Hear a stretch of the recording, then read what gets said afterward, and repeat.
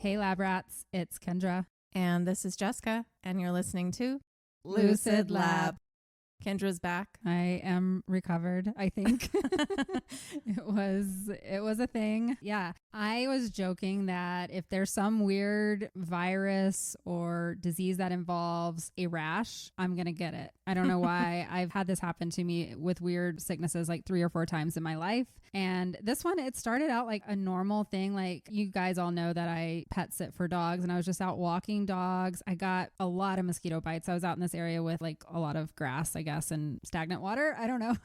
I ended up with like 20 mosquito bites, and I was like, oh my God, this is really annoying. I had forgotten my mosquito repellent. I'm usually pretty good about that, but I didn't think much of it because I get bit up all the time. They love me. And then a couple days later, I woke up feeling just really achy all over, especially in like my back. And I was like, what did I do? I was like, I didn't work out or anything, and I just didn't feel great. And then later that day, I started getting like the chills, like a fever, and I was like, oh, I must be getting something. Yeah. I figured just a cold. And then a couple days later, I had a really sore throat, and it just wasn't going away. It had been like 4 days at that point, and usually I start turning a corner, and I wasn't, and my throat was still hurting, and I was still getting chills, and I was just taking a lot of Advil, but nothing else really happened. It didn't turn into a cold or anything normal that would have, like happened for a normal virus. And then I woke up on a Sunday morning, and I was covered in a rash, and I freaked the fuck out. Yeah. Because it looked horrible. I can't even explain how bad it looked. And it was on my face and my neck, everywhere. Yeah. And I don't have health insurance right now. Yep. Because I'm still unemployed. And I was like, I have to go to the doctor. Mm-hmm. Something major could be going on. I thought of strep since I already had a sore throat. I was like, maybe I have strep, because if you let that go too long, it ends up in a rash, and then you need antibiotics and all of that. Mm-hmm. So I went to the ER. Fortunately, I found a community hospital, which will pretty much make it affordable for someone without insurance. So I learned about that. And they tested me for anything and everything possible. And the only thing they could conclude is that it was West Nile because of the rash. The good news is when you get the rash with West Nile, that means that you didn't get the neurological symptoms. Okay. So West Nile can be really dangerous for people who are immunocompromised or older. It can actually lead to meningitis and encephalitis where your brain swells. So that's a little freaky. And even though I've had it, I think I can still get it again. It's not something that like once you've had, you build up immunity to. So it is definitely, this is my pre-trial. No. What's the word? My service announcement to everyone to always wear mosquito repellent. Okay. You're like, just in case I get it in 2 weeks. Yeah, hopefully I don't ever get it again, because now I'm freaked out a little bit. Yeah. And I still am spotting the rash right now, because it can last up to 14 days. Yeah. Lucky me. Yeah. That's why I said fun for her. I was really happy that it got cooler, because it's easy to cover up my rash when I can wear long sleeves and pants. Mm-hmm. I woke up this morning, and I've only experienced summer out here so far, and we have nothing but prairie land essentially in front of me, and it was nothing but fog. I couldn't see 5 feet out my door, and I was like, ooh. Y'all live in Sleepy Hollow. I know. And I had to drive like 15 minutes in that on the way to school. So it was really interesting. I am liking this cooler weather Me and the too. rain, and it has me in the spirit for Halloween. Yeah. And pumpkin spice lattes, because I'm a basic bitch and I love that stuff. Yeah, I'm getting all excited for it, but I know it's Colorado, and within a couple of weeks it could be 90 degrees again. I know. So I'm trying not to, I know. to get too excited. I've already been told, I think I told someone that I was like, it's over. Summer's over. They're like, no, it's not. Calm down. This is fake fall. Fake fall. Right. Yeah. But we'll take it for a week. Yes. But this is Lab Reports, so let's get to it. Yes. And I think we're going to start with a listener story. Yes. I'm going to go ahead and start. This story is called That Damn Doll. That damn doll. So, but damned, not damn. Oh, damned. Yo, girlies. I feel like I can say that and not be judged. So thanks. Your podcast makes me feel pretty average. And I thank you for that, because I've always felt a little too outside of the box. But I see there are plenty of us living life the best way we can. Oh, yeah. You're a comfort. So I thought, why not? Here is my story. Thank you. We will never judge you, that's for sure. Nope. You know how people always say their childhood homes were haunted? No offense, but most of them are just talking about creaky floorboards or weird dreams. Me? I had Annabelle. Not the Annabelle from the movies. Mine was worse, quieter, prettier, and definitely more persistent. Oh, God.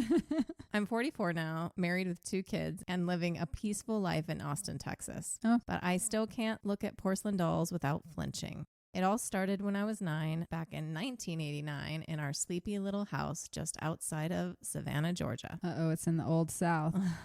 My mom had just come back from cleaning out my great aunt Cecilia's estate. Cecilia had been a bit of a recluse, never married, lived alone in a massive antebellum house filled with velvet wallpaper, dollies, and that old lady smell of rosewater and dust. Uh-oh. Mom inherited a few things: lace tablecloths, antique silverware, and a painting of Jesus that looked mildly disappointed in everyone.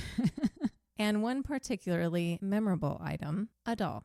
She had long black curls, porcelain skin, rosy lips painted in a permanent pout, and eyes, ice blue and glassy, that didn't just follow you across the room, they judged you. Oh, God. Her name, handwritten on a cracked tag tied to her wrist with fraying ribbon, was Delilah. Delilah. Oh, shit. Hey there, Delilah.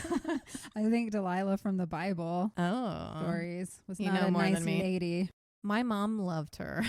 She thought she was beautiful and put her on a shelf in the living room. I immediately thought, no, she's not. She looked like she wanted to skin my soul and wear it like a shawl. The first weird thing happened within a week. My little brother Jamie, who was 7 at the time, came into my room one morning, dragging his blanket around. Yes, he still had a blanket. And looking pretty pale. I will never forget what he said because I was in the middle of attempting to braid my own hair, failing horribly. Some of my friends knew how, and I was determined to figure out how to use my hands. He said, Lila says not to touch her brush. Ooh. Confused at first, I thought he was talking about what I was doing, and then it registered with the way he said her name, so I was like, her what? She's got a nickname? The silver brush on the table. She says it's hers now. Mm. Sure enough, the silver hairbrush, one of Cecilia's, had been placed beside the doll like an offering. My mom said she just set it there temporarily, but Jamie swore up and down that he'd seen the doll lift it. What? She brushed her hair. She did it real slow, looking in the mirror. And we did have this big mirror above the shelving unit. That was creepy, but kids have an imagination, right? And apparently so do I, because I started dreaming of her turning around, looking in the mirror, and brushing her damn hair.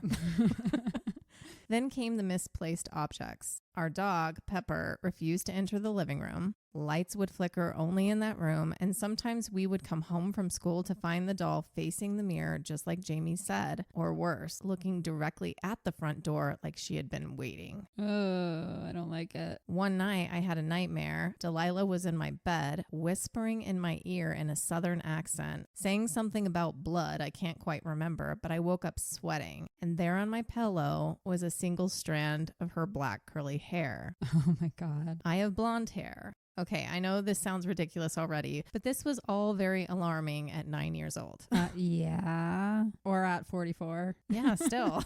Seriously, I was just telling Kendra today, I'm like, I'm pretty sure someone's living in my attic. And we laugh. Hey, we are you. all on edge, always. We have an audience listening right now. I hope they enjoy. It escalated quickly after that. Jamie got locked in the linen closet. He swears it wasn't him, swears the door pulled shut on its own and wouldn't open. My mom had to unscrew the knob to get him out. Inside, scrawled on the wall in crayon, was a D.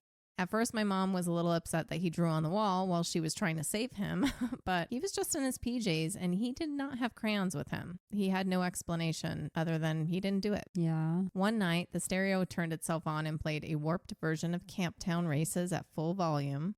We had no idea where that song came from. My mom started to get migraines. Dad, ever the skeptic, said we were all just feeding into the hysteria. That was until his golf trophies began to show up knocked over every morning. She doesn't like golf. One day, one of them was impaled into the drywall. That's weird. And he blamed me.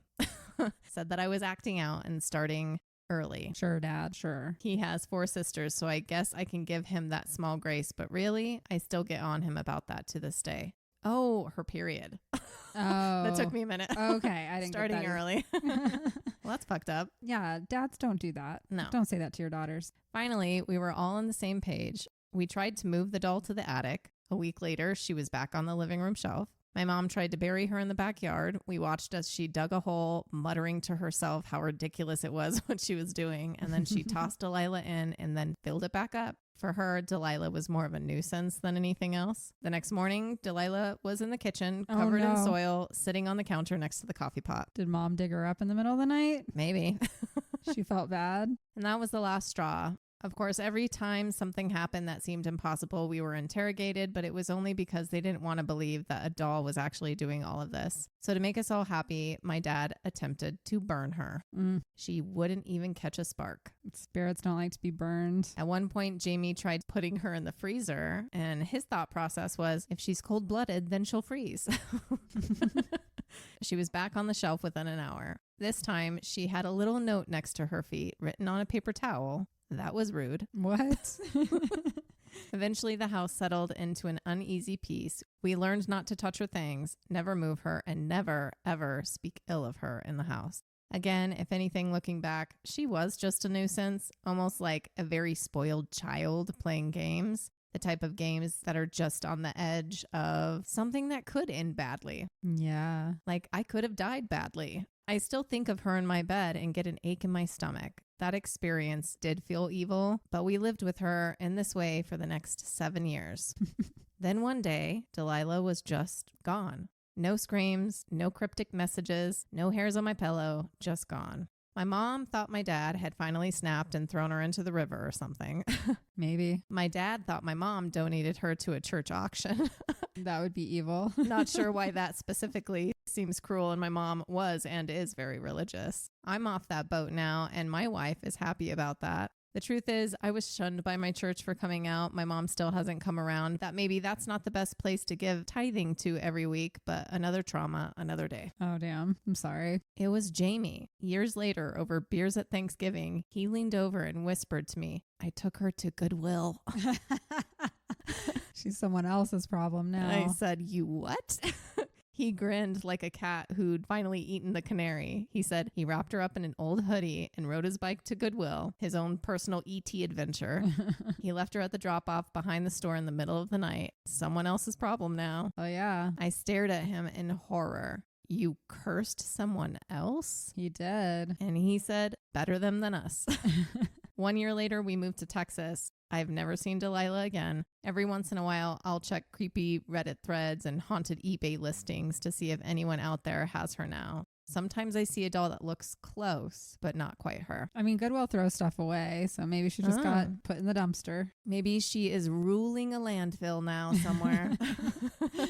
Then I close my laptop, turn on my light, and check my pillow for curly black strands. Because yes, I'm still traumatized. To whoever has Delilah now, I'm sorry. She likes her tea cold, her hair brushed exactly 13 times, and absolutely hates gospel music. Godspeed. Liv. I love it. Quite the story, Liv. That was a great story. I'm glad she's gone from your life, but I do wonder where she's at. This is why I will never, ever, ever buy a doll. I know. I used to have tons. I wonder where mine are. I had a lot of dolls. They got eaten up by field mice at one of my houses. Oh.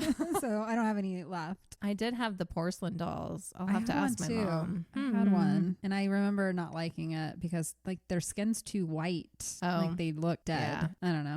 I was never a doll person. I did like Cabbage Patch dolls when I was younger. Oh, well, yeah. I mean, I had the ones that literally just stood on their stand and you didn't touch them. Yeah, I never had those. They were so those. pretty or whatever. Mm-hmm. But I like the idea of her standing on top of a garbage mound being like, I rule the world. She's like preaching to all the rats other and cats and lonely random dogs. shit that's been thrown away from Goodwill. That's funny. Well, thank you for that story, Liv. Thanks, Liv. That was fun. Not for you, for us. Yeah, it was great to listen to. I can only imagine it was traumatic to grow up with, though.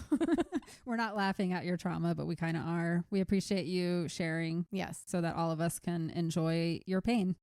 Okay, what do we have next? So I'm going to move into our first mini episode of the lab report, and I chose something that is more of a mystery, and that is the crash of Pan Am Flight 7. So 65 years ago, 38 passengers eagerly boarded the luxury double-decker plane for a round-the-world trip. Many had wonderful plans to see several cities along the way. But sadly, just 6 hours after takeoff, something tragic happened, leading to catastrophic failure over the Pacific Ocean, approximately 1,000 miles away from their first planned destination of Honolulu, Hawaii.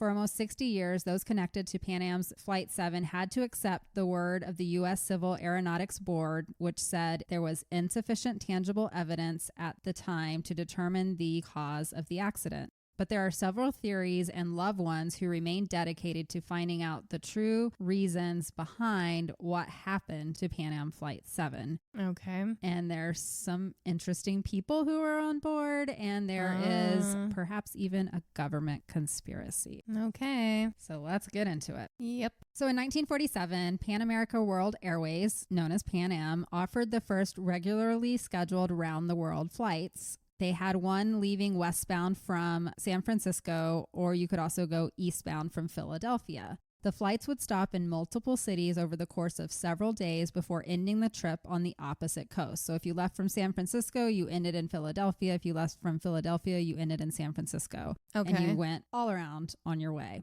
Passengers on these flights had the option to include extended stopovers in any of the cities along the way until a later flight would come and pick them up. So it was kind of almost like taking a cruise in a way. And this was obviously catered to a very wealthy, individual. So in November of 1957, flight number 7 was the number assigned to the round-the-world flight leaving from San Francisco International Airport. It was leaving on a Friday morning and included 15 stops before eventually arriving at Philadelphia on the following Wednesday. At 11:30 a.m., November 8th, 1957, they left on the first leg of their trip. The aircraft carried 36 passengers and 8 crew members and was expected to take 10 hours and 15 minutes to get to Honolulu. The plane was one of Pan Am's long-range, double-decker Boeing 377 Stratocruisers. They were nicknamed the Clipper Romance of the Skies. Okay. Many would compare it to like an ocean liner, think the Queen Mary or something back in the day. And the pictures of this is pretty amazing. Like they had beds. It was a double decker, so you'd have like seats underneath and a bed on top. Okay. Yeah. It was a very large aircraft and only 36 people on it. Yeah. So you had a lot of room. Luxury. Yes. And they were serving 8-course meals and cocktails, and everybody was smoking, and you can just kind of in your mind picture it. And there are pictures of those. Orgies. Just kidding. They did have little curtains for the beds. Yeah. And there were children I saw in some of these pictures. I don't know if there were children on this actual flight, but families would be taking it. I would assume there might have been. It had enough fuel for approximately 13 hours of flight and was loaded to its maximum takeoff weight of 147,000 pounds. 13 hours cutting it too close for me still. Going over the ocean. Well, you said it was like 10 and a half. Yeah. I would only feel comfortable if you have like double the amount of gas you need. They probably can't. Not that I put it in for the weight. Any captains whatsoever when I get on a plane. I would like to know. How much gas do we have? Do you think we'll make it? Yikes. The flight plan called for a cruising altitude of 10,000 feet, which isn't that high, but I guess this was back in the day. Now we cruise at like 30,000. Yeah, they didn't know if there were aliens up there yet. And they were to be at an airspeed of 260 miles per hour, which also is very slow compared to today's planes go around like 400 to 500. Crazy. At 5:04 p.m., the captain made a routine position report while the flight was approximately 1,200 miles east of Hawaii. He said the plane was cruising at an altitude of 10,000 feet and was encountering headwinds of approximately 14 miles per hour. So there was nothing to that. He was due to make his next position report at around 6 p.m., but there were no further communications. At 6:42 p.m., Pan Am notified the United States Coast Guard that it had not heard from the plane in more than 90 minutes, which was considered unusual, but not necessarily alarming yet. This is back in the day when radio transmissions weren't as reliable, perhaps, as they are today. And you can't ping them in the same way and see their location in the same way. Yes, and this is before black boxes. Like, you got to take yourself back 60 years. So they're just like, I'm sure they'll check in when they can. Hopefully. But then another 90 minutes had passed without word from the flight, and that's when the Coast Guard dispatched the first search planes to go out and see if they can find them. Under the assumption that the plane could have survived a controlled landing onto the ocean surface, the United States Coast Guard launched an extensive search for the plane and any survivors. The way that they had this made in the past with these planes, the fuselage, if they could make a controlled landing, could float. Okay. And we'll talk about it because we'll have other examples of planes that had landed in this way. Okay. But they found nothing, and it would last over a week of searching, and it would become the largest search and rescue operation in the Pacific Ocean up to that date. The only other one that had this much attention was looking for Amelia Earhart. Oh, yep. So they dispatched 4 surface vessels, 2 submarines, and a number of aircraft from Honolulu. Military authorities were asked to prepare additional planes and ships to join the search. The searchers were unable to locate the missing flight. Authorities held on to the hope that the flight's radio was just malfunctioning. This was within the first day. To address the possibility that Flight 7's navigation equipment had failed, the Coast Guard ordered all ships at Pearl Harbor to shine their lights into the sky so they could be seen by the flight's pilot and used as beacons if perhaps they were just off course because their equipment had failed. But by 3 a.m. on November 9th, they knew that at this point, all of the fuel aboard the plane would have been consumed. And if it had not landed, something catastrophic had happened. And Robert Murray, who was Pan Am's executive vice president, declared that the plane was presumed to be down somewhere over the Pacific Ocean. The Coast Guard the next day enlarged the search area to 150,000 square miles of the Pacific Ocean east of Hawaii. They dispatched another sister Stratocruiser from San Francisco loaded with supplies that they were hopeful could drop onto the ocean surface if needed. They were still hopeful that they would find the fuselage somewhere with all of the passengers floating. I mean, you hope. Pan Am officials expressed confidence that the craft could stay afloat almost indefinitely if it had been forced to land in the ocean and the fuselage had not been punctured. They should make those now. I know. I'm reading about this. I'm like, why were planes safer back then? Because now it's like if you go... Well, they also didn't work. They fell out of the sky. Yeah, so. And you're only going 10,000 feet above and you only went 200 miles. There should be like, you know how they have those big slides that come out the side of the airplane? They should have a big boat that just explodes out from the bottom of the plane and like catches wind, and then eventually they'll land in the water. Like a big parachute. Right. Thing. I don't know why we don't have something. No, I mean, I know that's like, very heavy, but they're like, you're on your own. It's control. It keeps us anxious enough, but we have to take flights. Yeah, if we want to go anywhere. During the search, 3 pilots reported that they had heard faint radio distress signals from a hand-operated emergency radio similar to the type that would have been taken aboard a life raft. Okay. So that's really interesting. We'll come back to that. The signals were heard on the 500 kilohertz distress frequency at the Coast Guard station in Pueblo Point, which is near the island of Hawaii.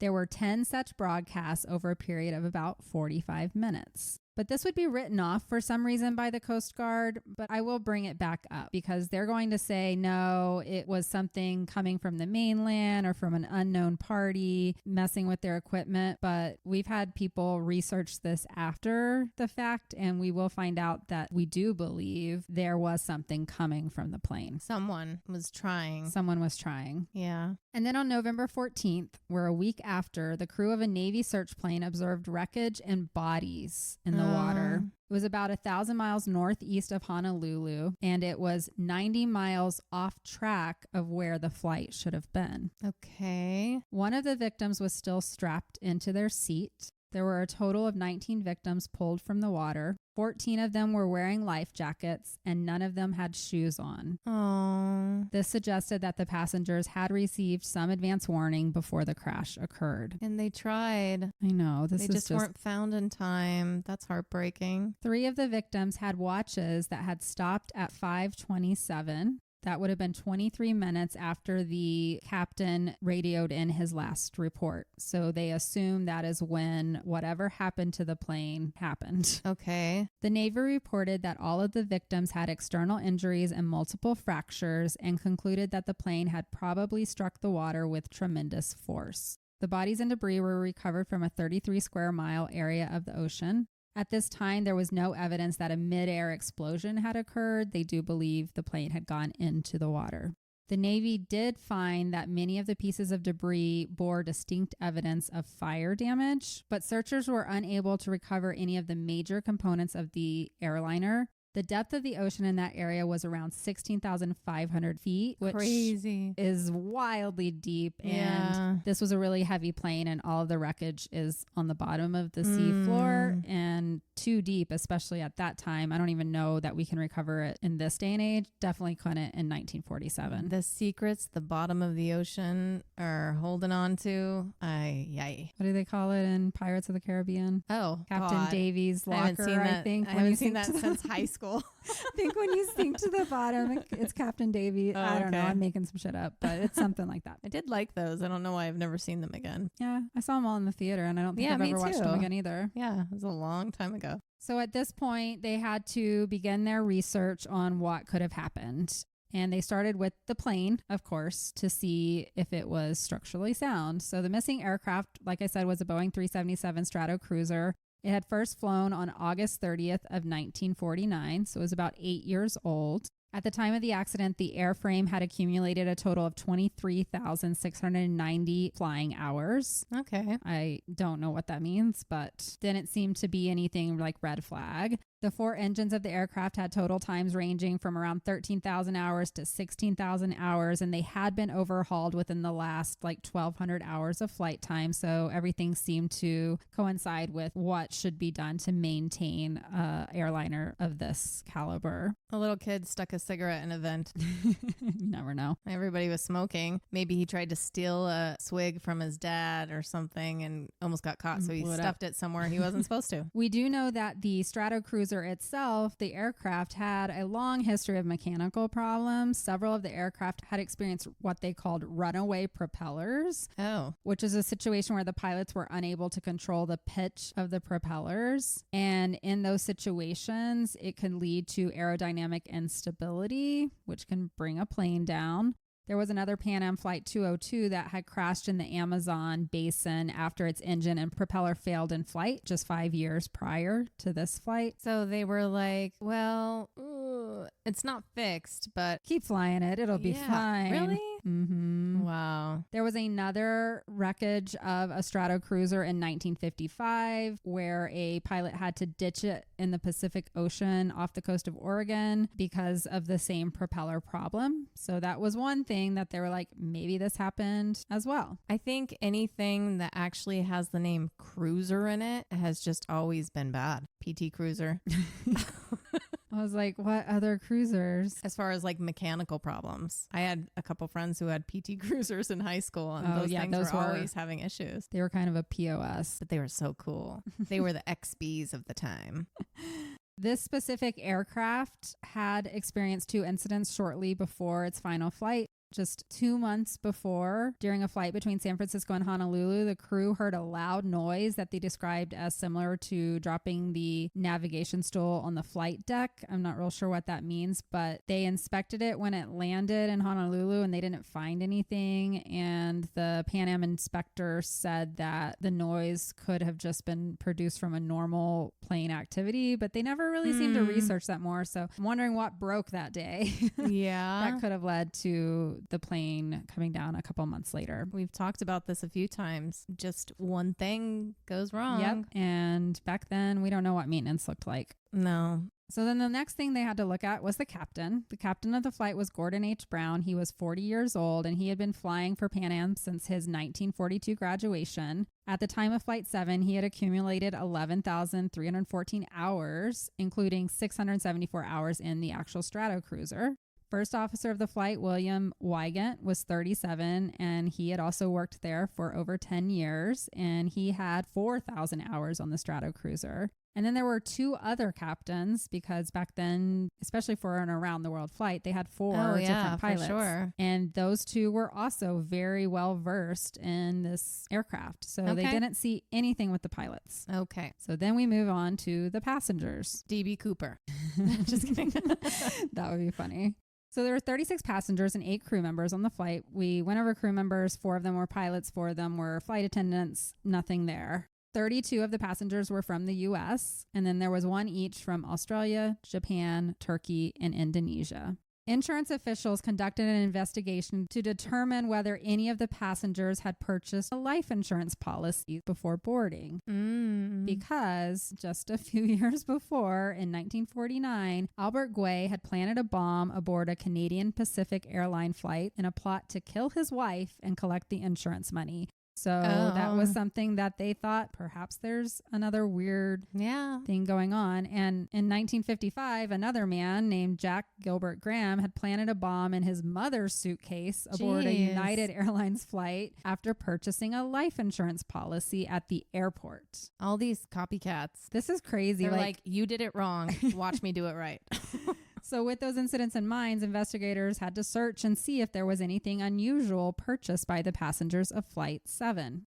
As they continued to probe into some of the people on the plane, the mystery deepened. Mercury Insurance reported that it had carried a total of $230,000 in insurance policies for the flight's passengers and said that the amount was not unusual. So then they kept moving on, and they realized that the head flight attendant on Pan Am Flight 7 that day, his name was Eugene Crosthwaite, had a grudge against the airline. Okay. And a few days before he got on this flight, he actually changed his will. Oh. And he left a copy in the glove box of the car he parked at the airport. Okay. So there's suspect number one. Yeah. But there's more. Okay.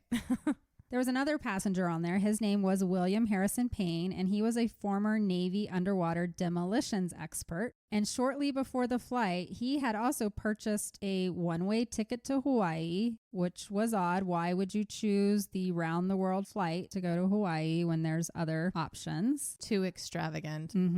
He had also purchased 3 insurance policies, including a policy that paid double in the event of an accidental death. For himself? Okay. He had claimed he was going to Hawaii to collect a debt. Yeah, his own. But the amount of money owed, according to family members, was less than the price of the one-way ticket on this plane. And no one in his family knew the name of the alleged person he was going to pay in Hawaii. So this one's a weird one. So D.B. Cooper's little brother, cousin. Maybe. It was also known that the ex-Navy frogman had used dynamite to blow a hole in the road that crossed his property, which was being used as a shortcut by logging trucks, and he didn't like it.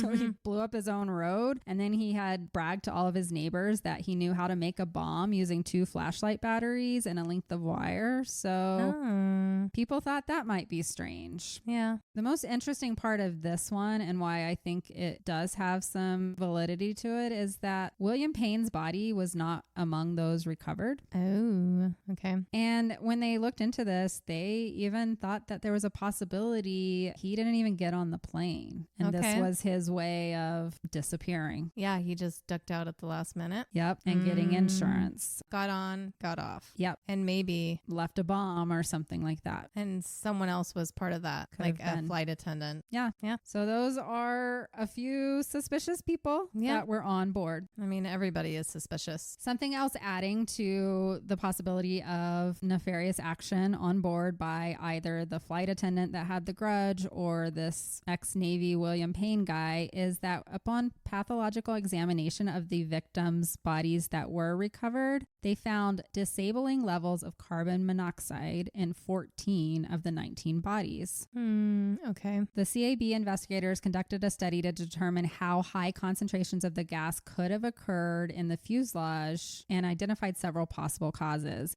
One of the other interesting things is that the captain was one of the ones that had the carbon monoxide high as well. Okay. And usually they would have a way oxygen mask or something like that. Unless he was being selfless or something and was giving it to someone else because one wasn't working. Maybe. Investigators would conclude that one probable source of the gas was an unexpected failure in one of the engines, such as one that released a propeller or turbocharger disc into the fuselage. Such a failure could have easily caused a fire, disabling the radios and causing serious flight control difficulties within the cockpit. Well, that sounds like an answer. But then one scenario considered what could have been a malicious introduction of pure carbon monoxide into the flight cabin. Did somebody want them all to die? The gas would have been undetectable and could have incapacitated the crew, resulting in the crash. This reminds me of Malaysia Airlines, how they could have turned off the cabin. This would have been a different way to do it back then, is introduce carbon monoxide. Somebody carried it on the plane. If it was the main flight attendant, I would see maybe this might work in that scenario. So far, I'm just glad that there were some survivors found, because most people don't get that. Yeah, to find even bodies. Yeah, they were at least able to give them a burial. Another possibility was something that was in the cargo hold, and that was acetate film. Not real sure what that is, but it is some kind of chemical film that could have released carbon monoxide if it was subjected to extreme heat. So if something happened like a fire and it hit that acetate film, that could have been the reason that there was such a high level of carbon monoxide. So that's another just kind of weird thing about this, is the carbon monoxide level. And because we don't have the plane, we can tell that there might have been a fire, but then they also believe, from looking at the way that the victims died and their physical injuries, that they were still alive when they hit the water. Doesn't mean that they were conscious though, right? They could have been carbon monoxide poisoned and already been knocked out, and then, their bodies hitting the water, of course they're going to have fractures and everything. But they had life jackets on. That's where I struggle with this theory behind it, is they did have the life jackets on. Yeah, so they were prepared. And then they found, contrary to initial assumptions as they were doing their investigation, they concluded that the aircraft actually did not strike the water at a steep angle, but that it was almost a successful ocean landing that led to a crash when the starboard wing went a little sideways and dragged in the water and flipped. Okay. So that even adds more to the mystery. Yeah, it does. I mean, maybe someone was hijacking the plane for whatever reason. He told them, get your life jackets on. You're about to go to sleep, but it's okay. You're going to land. I just need to book it out of here with something. And it went wrong. It didn't work. Yeah.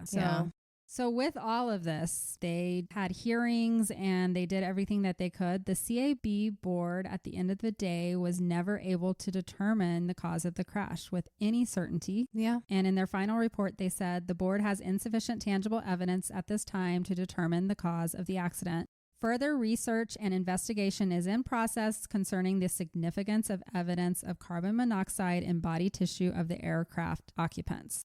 And that was it. Okay. Case closed, and we never heard anything. And then we never saw another cruiser in the sky again? Or did they keep going? Oh, no, they kept going. Oh, okay. But there is a group of family members and those close to the crew members that continued an investigation, and they're still investigating it today. And I came across a couple of stories that they had done, and they have a different idea behind what happened. And this involves the tape recordings and those radio transmissions that I mentioned before. Okay. Now, this was something that the CAB quickly wrote off, and these family members don't think it should have been written off. And they actually have a tape recording of the weak and garbled distress call that they got from the Coast Guard that recorded it. In the days before cockpit voice recorders, radio transmissions between the cockpit crew and air traffic control were recorded by a company known as Aeronautical Radio Incorporated. And the tapes of Pan Am Flight 7 became the missing piece that these kind of private investigators, they hoped would provide a real story of what could have happened to their loved ones. And they were able to wait. And within the last 5 to 10 years, they were using newer technology to decode the cryptic message that the CAB experts had written off 50 years ago. So this was in 2004, and it took them 10 years to make sense of it all. And in 2014, a long time, they received a grant from the Pan Am Historical Foundation, and they were able to receive the final terrifying minutes of the doomed Stratocruiser's plunge to the sea in 1957.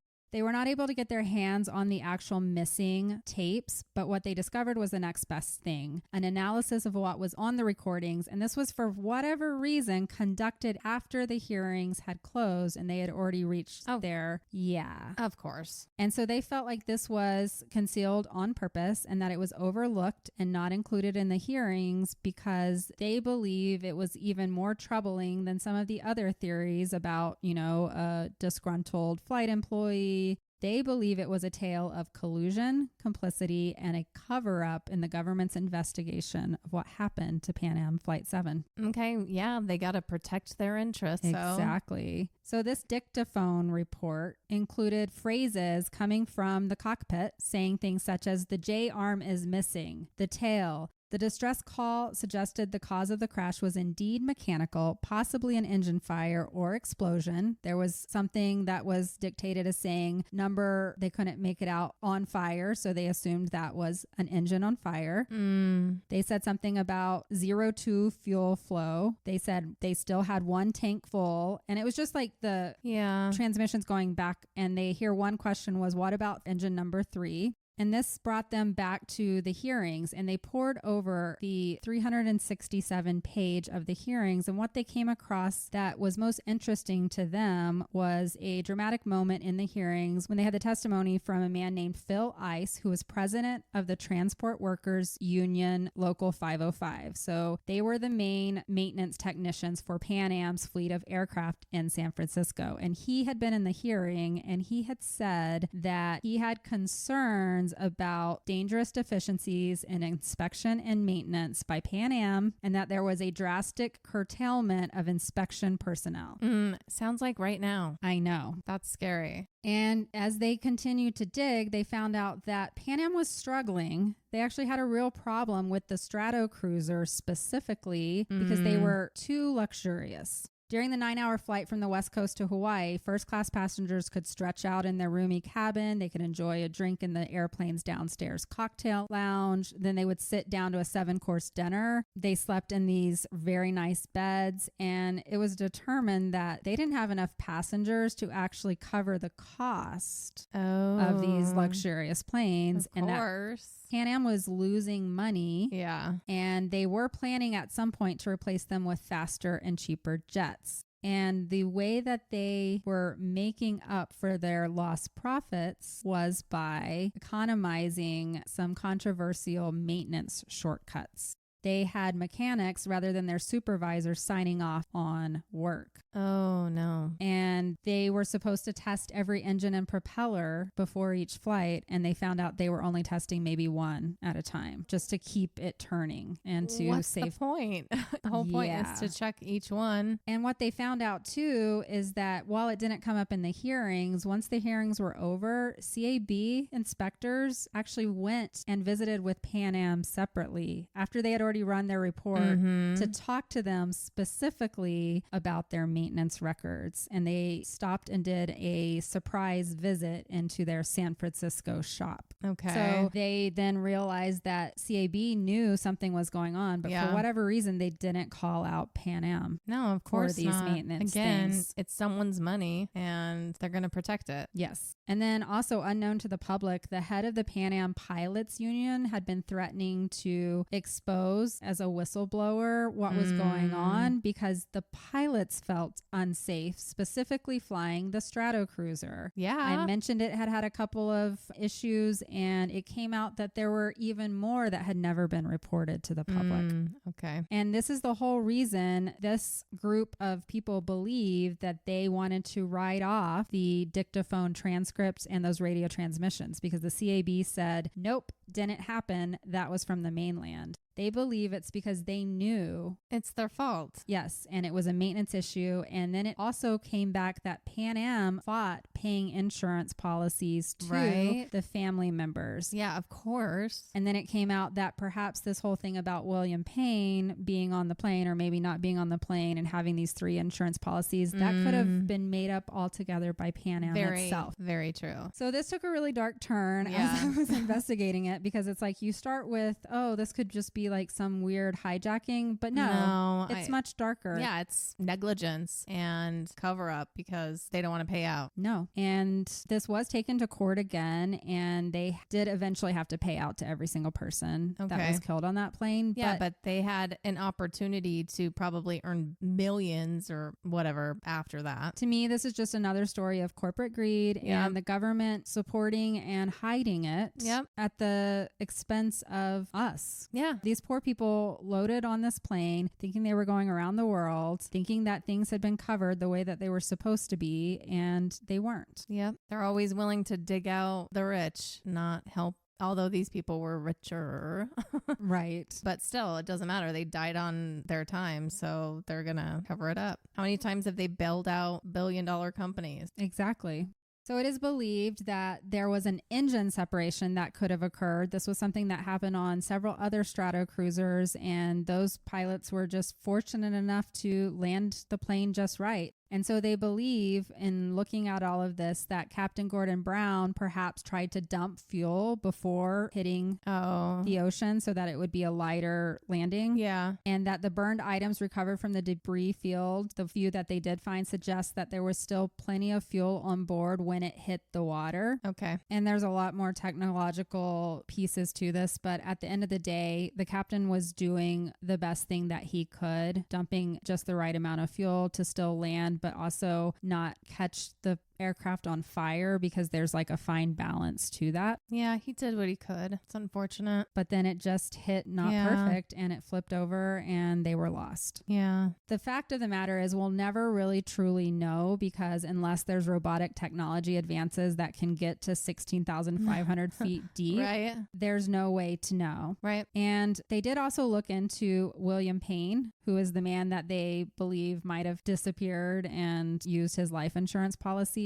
because there was supposedly evidence that he was still alive, but they were never able to find any conclusive evidence that this man existed, if he was on the plane or if he was still alive. So okay, it could have been both. Maybe this guy could have taken off with it, and could also be shoddy maintenance. I don't know how to make sense of that, but there are a couple different weird things. You never know. There's multiple schemes going on at once. Kind of reminds me of Bullet on a Train. This sounds like a movie. I'm surprised there's not a movie about all of this, because it's like a who's done it, because there's like 3 viable reasons that this plane could have gone down. I mean, the more money you have, the trickier these people are.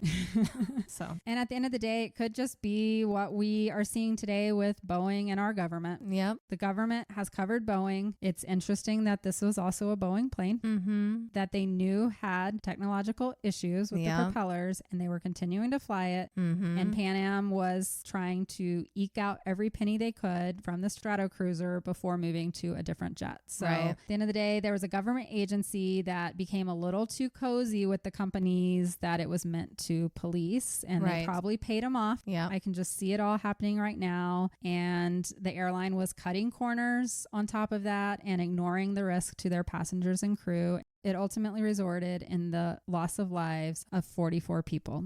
So that is the story of Pan Am Flight 7. Okay. Yeah, I think it is just exactly what we said. It was mechanical. They knew about it, tried to cover it up. That's it. Someone covering their ass. That's sad. Or if you want to believe it was some other like espionage. I don't get the feeling of that. No, I don't. But yeah, maybe one of those historical mysteries out there, maybe solved now. Yeah.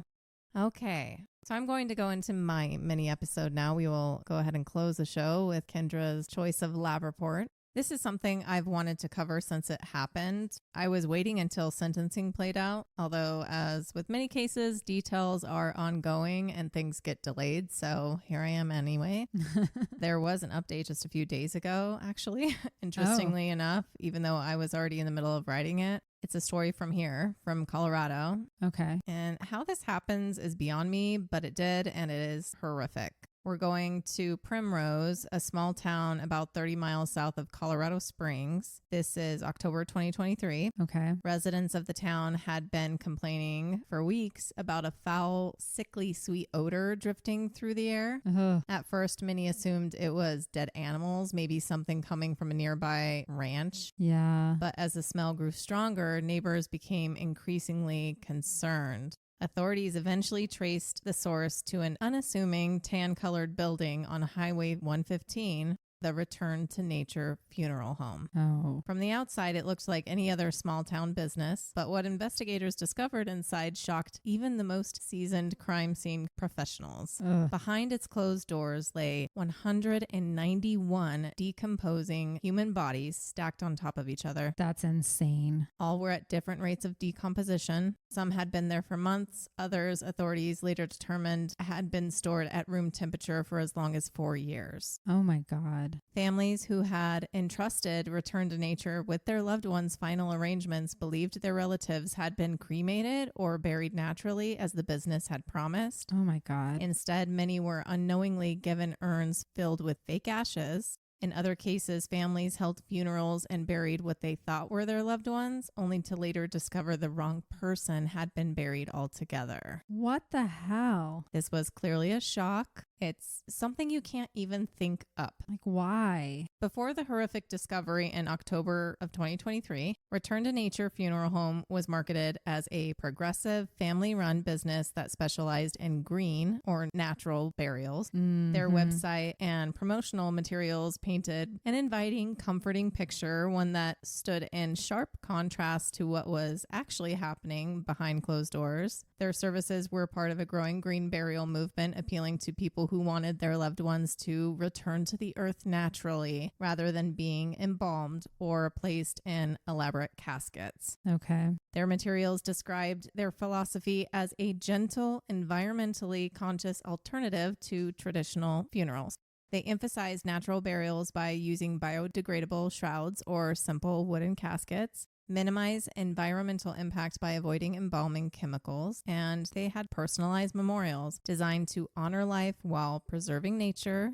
Many families chose Return to Nature as their loved ones' transitional place, believing their bodies were being respected and taken care of before they got them back, what they paid for anyway. I know. Return to Nature was owned by Jon and Carie Hallford. Okay. They met while married to other people. I'm not sure of the story there. Jon was raised in the funeral business. He was a third-generation funeral director with funeral industry roots stretching back through his family in Wagoneer and Muskogee counties, Oklahoma. He graduated from Dallas Mortuary School in 2010. I don't know much about Carrie's life before she met Jon, but I do know that Jon wasn't the only man she dated in the industry, so she seems to have a type. And industry seems insensitive, but it is one. The overall U.S. funeral services market, which includes funeral homes, crematories, cemeteries, and ancillary services, is estimated to be worth $75 billion as of this year. People are always dying. Death is big money. Mm-hmm. So if you are used to living among the dead, then it makes sense to continue the family business. Right. The money is there. And probably why so many funeral homes have been in families for generations. But I will tell you that he did not do his ancestors proud. No. In 2016, 2017, Jon and Carie opened Return to Nature. They began with a site in Colorado Springs and opened another in 2019 in Primrose. They quickly grew a modest local presence in alternative burial services. By all accounts, people found them to be empathetic and professional. Many people sought out places like Return to Nature for very personal reasons, sometimes because the person who passed wanted something like that, or because their loved ones felt called to do it. Right. For instance, one woman, Angelica Stedman from Pueblo, Colorado, lost her daughter, Chanel, on November 23rd, 2019. Her daughter loved the outdoors and animals, and when she found Return to Nature, she thought she was honoring her daughter's spirit. Finding the right funeral home was so important to her. She met with them and felt really good about choosing them. They put together a wonderful service for her. She couldn't have imagined for 1 minute that there might be even the slightest possibility that her daughter would just lay decomposing with many other bodies for years. Who would ever think that? Like, what? Sadly, we actually don't know what happened to her daughter because they have not identified her in this. Okay. She was not one of the bodies in that home. I have listened to so many interviews and have read so many stories of those who handed over their family members to this place, and all are very unique and just all terribly heartbreaking.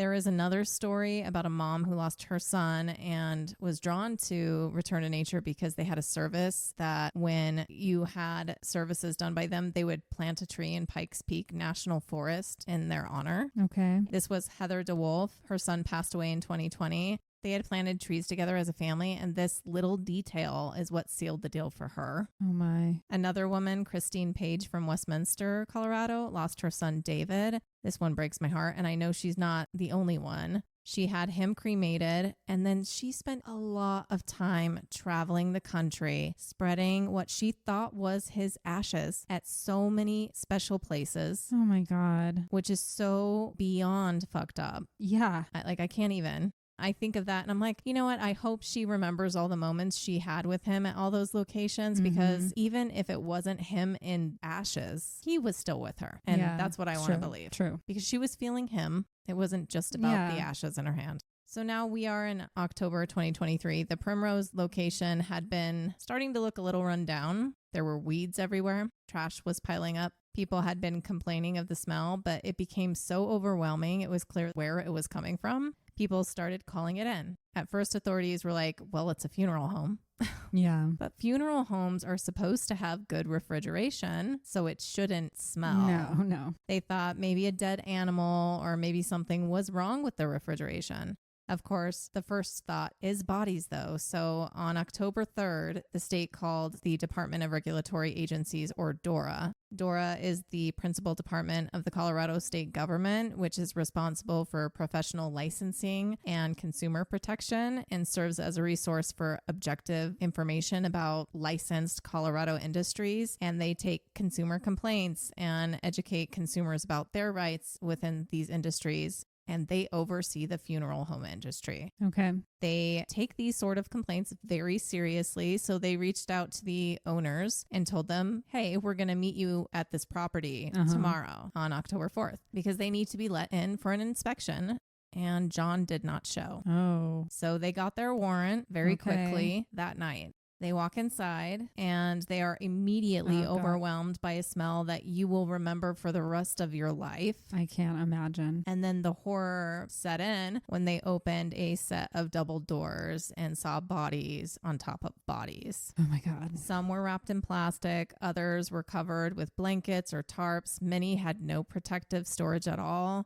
And when you decompose, all the liquid leaves your body. Oh. So they were stepping in a sea of bodily fluid shin deep. Oh my God. It was immediately declared a hazardous situation. Yeah. Biohazard. They left and came back all suited up and started sifting through the bodies one by one. It was quite the scene. Not just the bodies, but the operation itself to remove the biohazardous waste and carefully collect everyone, as their first intention was to identify who these people were. Right. There were tents, trucks, and officials everywhere. But if all of that didn't make their job hard enough, what they won't forget are the flies. There were so many flies. It was a constant, deafening buzzing. Yeah. So this was quite the process. And I feel for the people who were on that site and that job and had to do the dirty work to make sure these people got home to their families in one way or another. Yeah, that's some traumatic work. 191 people. I can't fathom it. And why did it take so long to find out?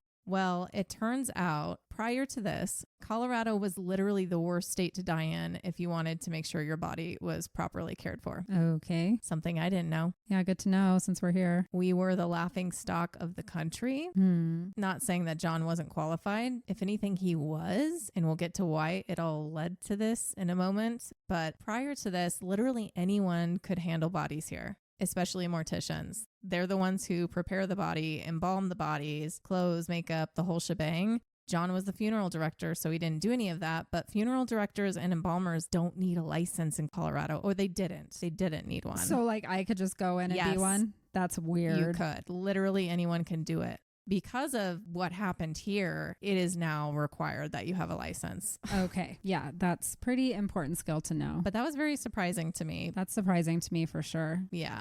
Like I said, I don't know much about Carie, but Jon has an interesting and really messed up story in his back pocket. So a little bit about him and who he was, because his priorities are clearly fucked up. Yeah. In 2006, he was living in Oklahoma and ran for the Muskogee City Council. I guess trying to dip his toes into something other than the funeral home business, but he wouldn't be a candidate for long because he didn't take death seriously enough. Oh, no. In fact, he found it funny, the fear of death. Something's not quite right with him, okay? I'm like, something's off in that brain chemistry. A funeral director is a very unique job. You know, it's a business at the end of the day, but you do have to be able to handle very sensitive situations with this grace that I think most of us don't have, honestly, and on a regular basis. But he seemed to lack the ability to connect with death. At all? Really? Yeah. That same year he ran for council, he, along with a friend, broke into a home where several women were having kind of a girls' night, a sleepover, like an adult sleepover. Yeah. They were wearing ski masks and carrying AK-47s and pointed the guns at their heads. But why? Just to scare them? He said it was a funny joke. Okay, he's a sociopath. Yeah. I don't know why, but he received only a misdemeanor for this and had to do some community service. Okay. That's it. He did lose his chance at being elected, obviously. Good. But AK-47s, that is serious not misdemeanor shit. No. behavior. That's a scary man. Yeah. And that's somebody who is going to do something worse in the future. Yes. And maybe already has, you know? He may not have murdered anyone that we know of. I was about to say that we know. He sure did not respect human beings, and that's very clear. Yeah, you can't respect them if you have 191 piled up. At some point after this and graduating from Mortuary school, that's when he met Carie and they moved here to Colorado. They were not your typical funeral home people. They had a heavy social media presence. They were always doing little couples videos, staying up on the trends, and always flashing their lifestyle for everyone to see. They took extravagant vacations, ate at fancy restaurants. They were both fans of cosmetic surgery. What? Definitely not a couple that screams funeral home owners for sure. And yeah, the death business is lucrative, but they weren't as busy as other funeral homes. They were this niche, you know? So one thing led to another, and the funeral home essentially became a front almost right away.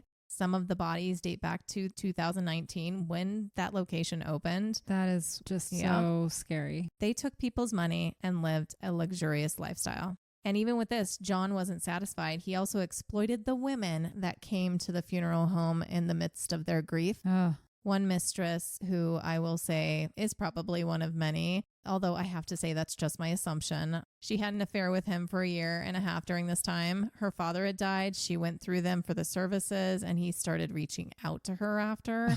Okay. He love bombed her for a really long time. It was mostly through calls and texts until one day they started meeting at her house. He pretended to be this like super spiritual guy and into frequencies and energy and vibrations. He did whatever he could to make her feel special, but in the end, he wanted one thing, and when he got it, he ghosted her and never talked to her again. Oh my God. Piece of shit. How many girls was he doing that to at the same time? That's what many, I'm sure. He probably did it to all the cute, vulnerable, grieving women. That's so fucked. This woman does remember him mentioning issues with his refrigeration at the building, but that he was going to fix it himself. Just something to mention, because that is what this all boils down to. For funeral homes, refrigeration is key. Yes. Obviously. And the equipment at the building did not work, like at all. But this is back to 2019, okay? Like they had a chance, right? Yeah.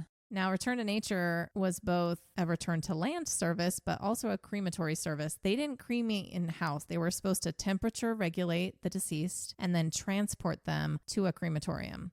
Clearly that part wasn't happening, because it turns out that what most people were getting when they thought their loved ones were being cremated They were being given bags of concrete. What? They just took these people's money and let the bodies pile up. And they thought this would never catch up to them? Like what? No, they knew it. They knew it. They're just scammers. Yeah. Some have questioned Carrie's involvement because they're like, oh, maybe she didn't know. She was clearly aware. She had to know. She didn't deal with the bodies herself, but she sat in the parking lot waiting when he'd wheelbarrow a body into the building, dump it, and come back to the car. Yeah. This is caught on surveillance. She was aware. She liked the money. They're both psychopaths. Obviously. Eventually, like I said, they knew it was going to be an issue and that they would have to do something about it, but they weren't quick enough. It got out of control. They were too busy living their paid for rich lives to act on it. They were worried about this back in 2020. There are texts between them talking about how to clean up the building then. Damn. The discovery was 3 years later. Yeah. Jon gave her like this list of options in this text. He's like,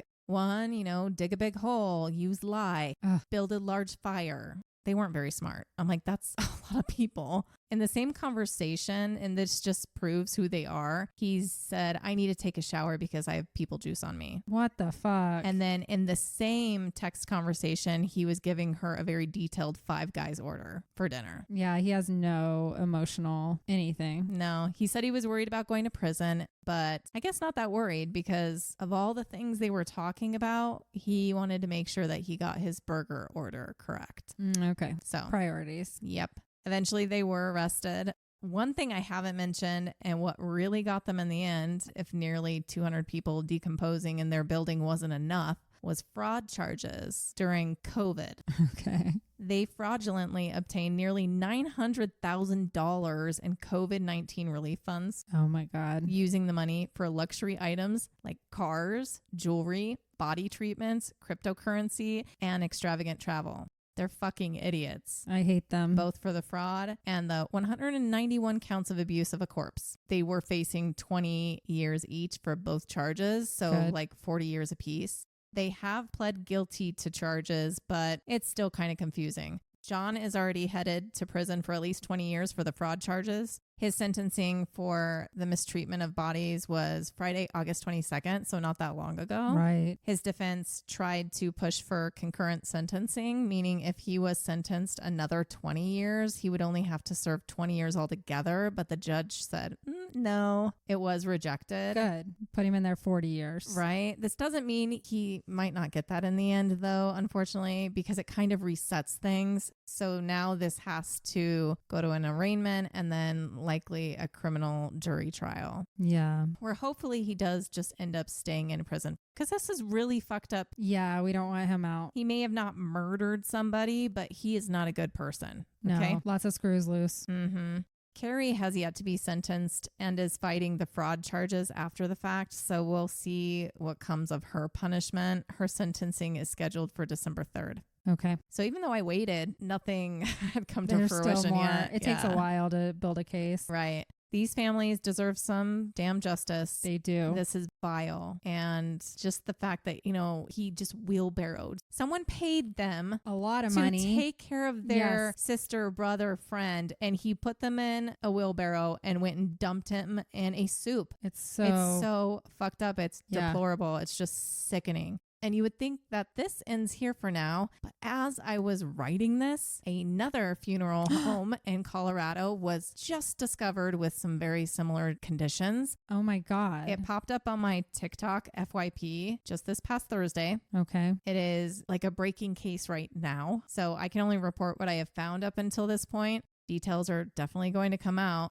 But I'm scared it might be worse. Oh no. Not in body count, maybe, but for some other reasons. This is Davis Mortuary in Pueblo, Colorado. Okay. This is a funeral home locally owned and operated since 1905. So long-standing business here. Yeah. There was an annual inspection by Dora on Wednesday the 20th, which I guess they do now after what happened with Return to Nature. Mm-hmm. They passed a law recently and it failed massively. The owner of the mortuary is a man named Brian Cotter, the public county coroner for Pueblo. He owns it with his brother, Chris. During the inspection, they smelled that odor. Oh, no. And they found a secret door that was being covered up by a lot of cardboard.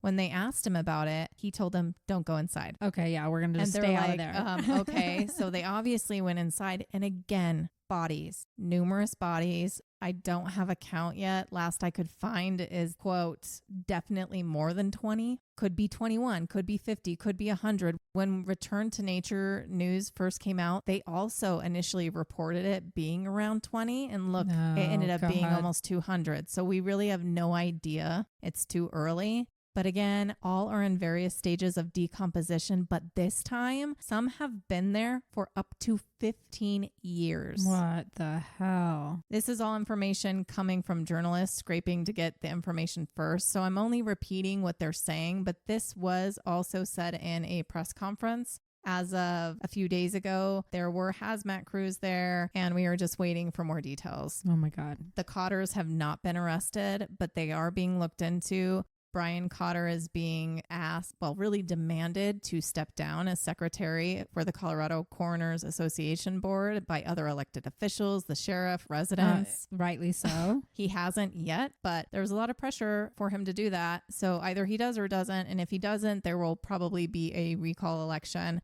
And Chris Cotter, today they were searching one of his properties. So we will see what comes of that. They're now asking families if they can or want to provide DNA so that they can hopefully help connect these people to families quicker. Oh my God. But we are required to deal with these funeral homes and pay for these services, or we are the ones mistreating a corpse. And we can't even be sure that our loved ones are being cremated or laid to rest. Yeah. Like, it's fucking horrifying. We should have the option now moving forward to see them put in the incinerator. Like, if we can stomach it, we should be able to watch it happen. Otherwise, how are we sure that we are getting our family members back? The median cost of a cremation today is over $6,000, and the average cost of a funeral in the U.S. is $7,000 to $9,000. Obviously, give or take thousands, because people take it to different extents. But it's just this money game. People rip off people who are already grieving. Yeah. Some the most heartbreaking moments of their entire lives. And it's just pure fucking evil. You have to be a disgusting human being to take advantage. But what irony that this would be uncovered the same time I'm writing about Return to Nature. It's just wild. Yeah. Just too wild. much. So yeah, fun here in Colorado. Now I'm scared to die. I'm going to have it in my will that you take me to Wyoming to their funeral home. Yeah, I mean, now you have to really research these places. But you would think a place that's been in business since 1905, you should trust it. It's maybe your mom and your dad or your grandparents went through there, That's really shitty. Very shitty. Oh. Anyway, that's the story. I'm like speechless right now. I thought we were better here, but we are not. That's apparently some pretty dark shit. Yes. Yeah. So if I find out anything else about Davis Mortuary, I will throw it in the beginning of an episode or something somewhere. And let's hope not more are discovered. I know. All right. So our last lab report here. Yes. So I will be reading our last story of the evening, which is a listener tale titled Maybe a Serial Killer? ? Okay. I've been asking that question a lot lately, actually. Maybe a serial killer that was at that funeral home. Maybe. Yeah. Who knows? What if some of this shit is like a way to cover it up? People who are for the services. What if it's human trafficking shit? Know. Like, I don't know. Oh my God. Yeah. Anyway. Hi, Jessica. Hi, Hello. Kendra. Hello. My name is Kat, and I am a longtime listener. Yay. Hello, Kat. I stumbled into your podcast when consuming everything I could find about John Bonet. Okay. I have been obsessed with that case for way too long. Yeah, who hasn't?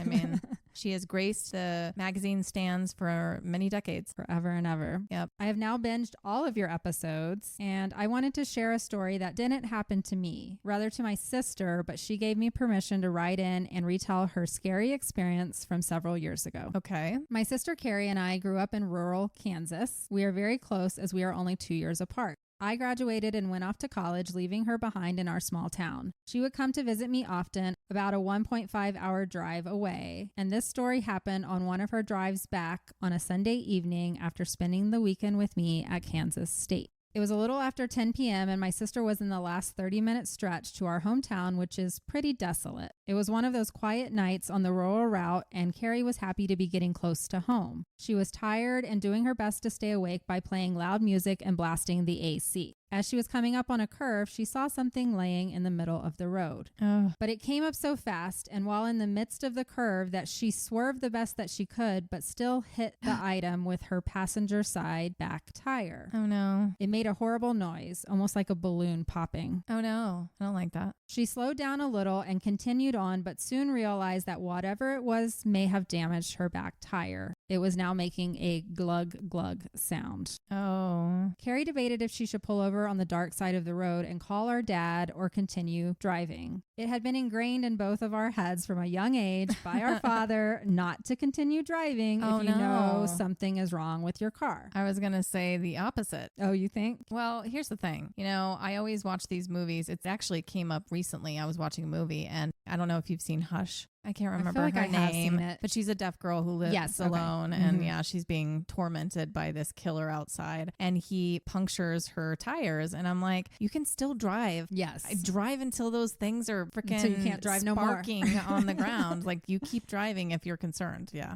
That's my advice to women anyway. You can still drive that car. Okay. I know. So she pulled over into the shoulder and turned on her hazard lights. Carie immediately called our dad and let him know what had happened. He told her to stay put and that he was on his way to help. So Carie kept the car running. Fortunately, she had plenty of gas and she kept the music playing to entertain herself while she waited for our dad to arrive. At first, the night was silent, but a few minutes later, headlights appeared behind her. A pickup truck slowed, pulling over just a few feet back from her car. Carie was immediately uneasy. Yeah. She wanted to just be left alone until our dad showed up. Now she had a good Samaritan that wanted to try and help. Ugh. She watched in her rearview mirror as the driver's side door opened and someone got out. The driver had left their lights on, and Carie was pretty much blinded by them and couldn't see much detail as to who was in the truck. On purpose? Probably. But she knew with the lights illuminating into her car that they could tell she was in the car alone. Yeah. She felt very vulnerable. She saw a figure moving towards her car, and then there was a tap on her driver's side window. She looked out to see a tall, thin man that appeared to be in his late 30s or early 40s. He was wearing a plain black t-shirt, jeans, and a baseball cap. Okay. He tapped on her window, and while his demeanor seemed friendly, Carie just didn't feel right about something. He asked her to roll down the window so that he could talk to her. She slightly cracked the top to hear him speaking, but that was all she was going to give a stranger. Once again, we had been trained well by our father growing up about talking to strangers. Yes. The man said, "It looks like you have a pretty bad flat back there. The tire is shredded. Did you hit something?" Carie told him yes, but she had help on the way, so no reason to worry. Someone would be here any moment now. She couldn't say why, but she just wanted this man to leave. There was something off about the situation. He then said, "No need for your family to drive all the way out here. I can change that flat for you in no time. Do you have a spare?" Carie told him she was fine. She appreciated the offer, but just wanted to wait for her dad since he was already on the way, and she reiterated again that he would be there any minute. Yeah. But she also knew that anyone familiar with the area would know that the closest town for anyone to come from was about 20 minutes away. Yeah, but he doesn't know when she called him, unless obviously he did it. He was in wait, yeah. And then the man became a little more pushy. He began insisting that she let him fix the tire. She declined nicely again. He then said, "Trust me, I'm a good guy here." Yeah, that's what you always want to hear. I'm a good guy. "My wife is back in my truck and she wouldn't like it if I just left you here on the side of the road." Carie said it was at this point that alarm bells started going off in her head. She felt like this guy was not going to take no for an answer and worried if he might become more aggressive. Isn't that so fucked up that if we don't accept your help, that we're the problem? Yeah, I can't. Yeah. It just immediately gives me chills down my spine. Me too. The man's tone shifted. His voice grew firmer, more commanding. She remembers him saying, "Don't be so stubborn. Take the help. Just pop your trunk and I can get the spare tire to change this out in 5 minutes. It's like, dude, I don't need you. And then he jiggled at the door handle, and Carie realized very quickly that she had not locked the car door. Oh no. She heard it start to click open and quickly hit the lock button. Thankfully, it caught in time before the door was pulled open. God. She then saw his face change, a darkness coming over him. No. He slapped the window and in a demanding tone told Carie, "Don't be silly, just open the door." Oh, you're scary. Go away. And then she saw him reach into his back pocket, and in the headlights, it reflected a metallic look, which she quickly assumed was a gun or some sort of heavy object like a wrench that he could use to break her window. Yeah. Thinking fast, Carie hit the gas pedal. Yes, go. Despite knowing the tire was destroyed, her car was still running since she had been listening to the radio. The vehicle lurched forward, sparks flying from the back rim as it scraped the pavement behind her. Yep. The man jumped back, then scrambled toward his truck. She doesn't know if he intended to follow her, but she didn't wait to find out. Yeah. She pushed the car to the next exit, going as fast as she could. It was about 5 miles up the road, sparks flying out behind her, but she felt like she was driving for her life at this point. At this exit, almost miraculously, there was a 24-hour truck stop. She pulled right in front of the store doors and glanced in her rearview mirror to see if there was a truck behind her. Fortunately, there was not. She got out of the car and ran inside to speak to the cashier. She told them what had happened, and this is when she really got the chills. The cashier told her she was the second person that had come into their store tonight with an eerily similar tale. Oh, man. Something in the road, now they had a flat tire, and then a man showed up offering to help. Oh, my God. They decided it was too much of a coincidence and that they should call the police. Yeah. While the cashier called the police, Carie called our dad and let him know where she was. He showed up about 10 minutes later, and the police were 2 minutes behind him. They went outside to check what had happened to Carrie's back tire and found that it was completely shredded, like her tire had run over a large cheese grater or something.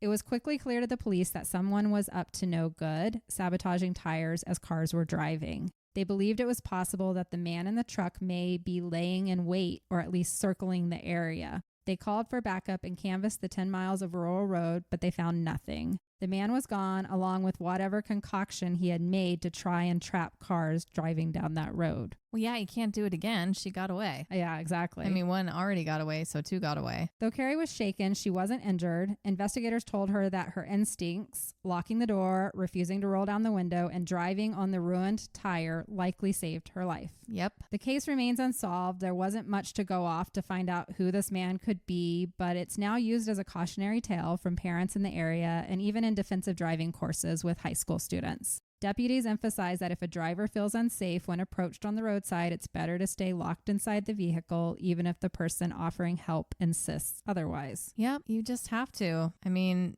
and that comes from us growing up and what we were told sometimes. And you got to be nice and they're helping and you feel guilty because you're like, who am I to judge them? But that's what they're preying on. They're preying on you. Yep. As for me and Carie, we believe this man could have been a serial killer. Yeah. He could be out there doing this even now, capturing vulnerable women right out of their cars after offering to help fix the flat tire that he caused. Right. It's scary how close she came to being hurt that evening. She could have been another story of a girl abducted with no sign of where she disappeared to. I am so very thankful that she acted on her instincts that day and got the hell out of there, driving on the sparking rim of her car. Me too. I'm glad your sister's safe. So ladies, that is my story, or rather Carrie's story, and a reminder once again to remain diligent, especially as a woman out here. There are always those looking to cause us harm, and it can come out of the blue unexpectedly, just while you are driving down a road listening to your favorite song. Yeah. Thank you, Kendra and Jessica, once again for your podcast, and I look forward to hearing more and more from you both. Stay lucid. Thank you, Carie. Oh, Kat and Carie. Kat and Carie. I don't think Carrie's a listener, but sorry. Kat, you should tell her about us and maybe add her in. We're always looking for new listeners. Yep. Well, that's just another reminder. I think all of us have run into or at least thought about something like that happening. I remember when I was in college, there was someone running into girls, like hitting the back of your car. And then when you got out. Well, that's stupid because then they're just going to be able to, unless they have something on the front of their car that won't show damage. At least she didn't get out of the car. Yes, that's very smart. That's the number one thing. But yeah, if you feel like he's going to break the window, peel out. Yeah, she did the right thing. But there might have been other women he got. It just sucks. Like, we can't even have a flat tire. We can't have anything. Can't have anything. Even in the middle of the day. Like, I'm thinking, this was at night, so that's scarier, but the same thing can happen in the middle of the day if you're in the middle of nowhere. And maybe people don't even pay attention when you're on the side of the road in the middle of the day. Yeah. And somebody pulls over to help you. Like, it's just don't trust anyone. You can't say anything. I think there was a TikTok video of a girl. Did I send it to you? I don't know. She was in a Target parking lot and she was approached by some guy and she rejected him in the middle of the day. And so he slashed her tire. Oh my God. Just because she didn't want to go on a date with him or something? With some random dude in a Target parking lot. That walked up and was like, hey, honey. Yeah, what's your number? Give me a break. It's so scary. It's like like I have felt obligated in my life that I can think of to give people my number. And then they're like, I'm going to call it right now. I know they do that. And then if you gave them a fake number, you're scared. Scary. It's like you don't know what to do. Yeah. And they're so persistent. I'm just so glad that I'm not a part of any type of like activity in my life right now where that actually happens. Oh, you mean like going to bars and stuff? Yeah. I don't go out very much anymore. So yeah, I don't miss that. That is for sure. I mean, I've had it happen just at happy hours where people come at me persistently, because they're drunk or whatever, but still like back off if someone says no. Yeah. When Kendra and I go out, it's really funny because what was the last time we went out and this guy was like really trying. And eventually he's like, you guys should just be in a relationship. And we're like, we know. We are just going to start telling everyone we are. We already have a few different times. But you can't even do that because then they don't like, believe you either. Or no, they want to be the third. They're like, I can change your mind or whatever the fuck. It's like, dude, no. You can't. Back off. Your dick is not that special. Nothing is. Anyway, okay, sorry. We went way off there. Yeah, sorry. Well, thank you, Kat, for writing in. Thank you, Liv, for writing in. We love all of your stories, and we are looking for you to send those if you have more for our future Lab Report episodes. We do these every 6 to 7 weeks, and you can send those to lucidlabpodcast@gmail.com. Please leave a nice review wherever you can, 5 stars, and we will be back next week with an episode from Kendra. Yep. It will most likely be true crime, but it could always change. Yeah, and this is one she's changed many times if it doesn't happen this time. I'm not saying what it is. Alrighty, guys. Okay, in the meantime, stay lucid. Bye. Adios.